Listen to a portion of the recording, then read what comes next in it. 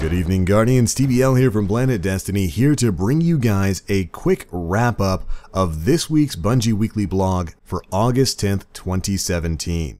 Now, the blog itself starts off talking a bit about how things are behind the scenes at Bungie right now. They talk about the energy in the studio being electric. It's just crackling through the air. But in addition to joy and excitement, we also got some information about how matchmaking is going to be working in Destiny 2 moving forward. And it went like this.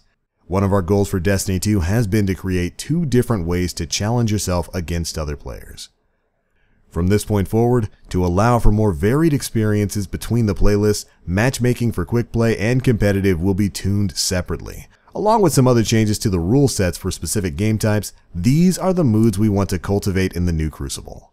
First up, he talked about quick play. Matchmaking times will be shorter, with less emphasis on skill, and I know that makes quite a few of you out there cheer.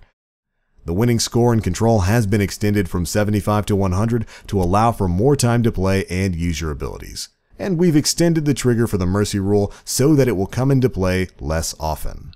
Shorter matchmaking times, clearer, quicker matches. That's a good thing. Next up for competitive, he said, matchmaking takes more time to introduce you to players that are closer to you in skill with a good connection. These matchmaking settings may take longer, but we feel that the quality of the gameplay experience will be worth the wait. We've also made improvements to the way we calculate your skill in Countdown to better reflect how you'll perform against your opponents. We always use an element of skill rating when we match you with opponents or teammates, whether it's in a pre-made fire team or going in solo.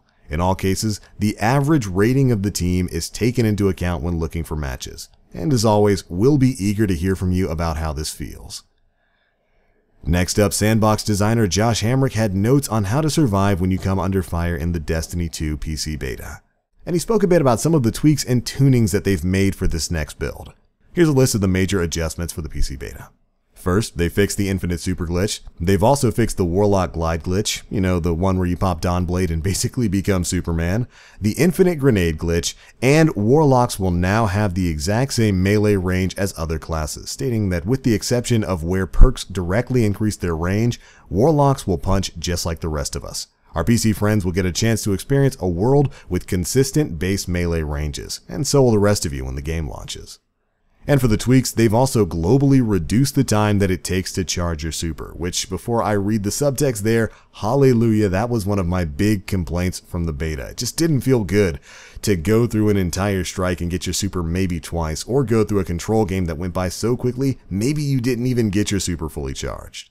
They've also increased grenade damage in PvE, stating that increased damage helps grenades feel as powerful as they should when facing hordes of alien combatants, and more specifically, makes the longer cooldowns more palatable. And finally, they have increased the overall power ammo drops in PvE. Heavy ammo can also be directly farmed from all yellow bar combatants.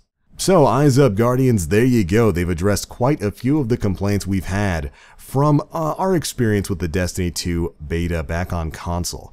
One, I think the change to control timing, taking that from 75 to 100 is definitely a good idea. It felt like some of those games just weren't lasting long enough. And of course, the matchmaking changes are definitely welcome. And if you guys watched any of my coverage on Destiny 2, you know how I felt about the super cooldowns. I thought it took way too long, and I thought grenades were way too weak.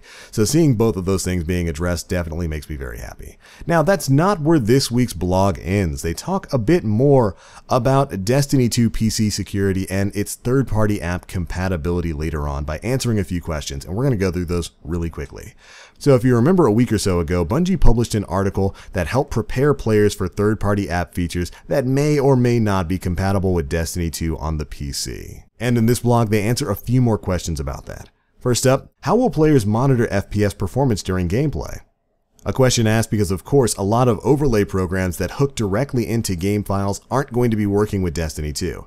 And they answer with this: Destiny 2 on PC will include an in-game FPS counter. Moving on, they ask, how will players be able to monitor hardware performance? To which they respond, hardware performance monitors will be able to function alongside Destiny 2 PC, but any form of overlay functionality will be restricted.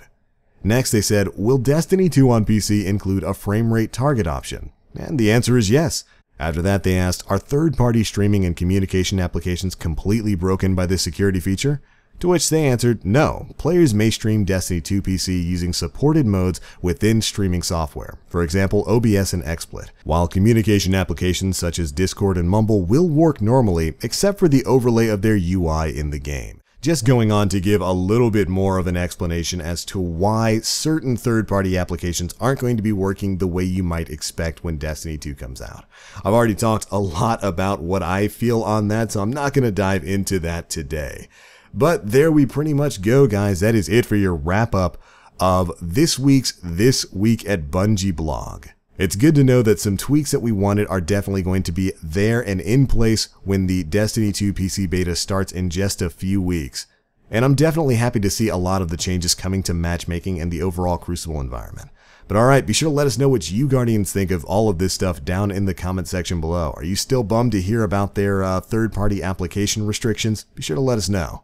And if you enjoyed this video, feel free to drop a like and make sure you subscribe to stay tuned to Planet Destiny for all of the latest Destiny 2 news and information. But alright, I'm out for now. Thanks so much for watching. And as always, I am the Black Link. You Guardians, stay frosty.